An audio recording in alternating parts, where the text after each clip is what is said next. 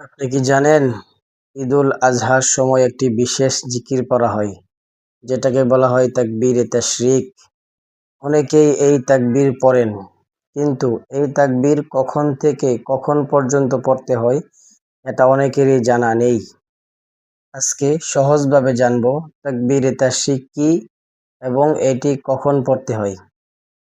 তাকবীরে তাশরিক কি? তাকবীরে তাশরিক হলো আল্লাহর মহত্ব ঘোষণা করার সুন্দর একটি জিকির। সেটি হলো আল্লাহু আকবার, আল্লাহু আকবার, লা ইলাহা ইল্লাল্লাহু আল্লাহু আকবার, আল্লাহু আকবার ওয়ালিল্লাহিল হামদ। কখন তাকবীরে তাশরিক পড়তে হয়?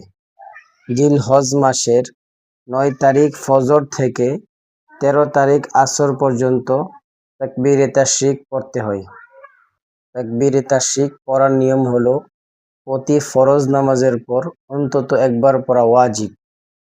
সুতরাং এই ঈদে শুধু আনন্দ নয়, আল্লাহর জিকিরেও সময় দিন। হয়তো এই ছোট আমলটাই আপনার হৃদয়কে আল্লাহর আরো কাছাকাছি নিয়ে যাবে। আল্লাহ তাআলা আমাদের সবাইকে বেশি বেশি জিকির করার তৌফিক দান করুক। আমিন। যদি ভালো মনে করেন তাহলে ভিডিওটি শেয়ার করতে পারেন, যেন অন্যরাও উপকৃত হতে পারে।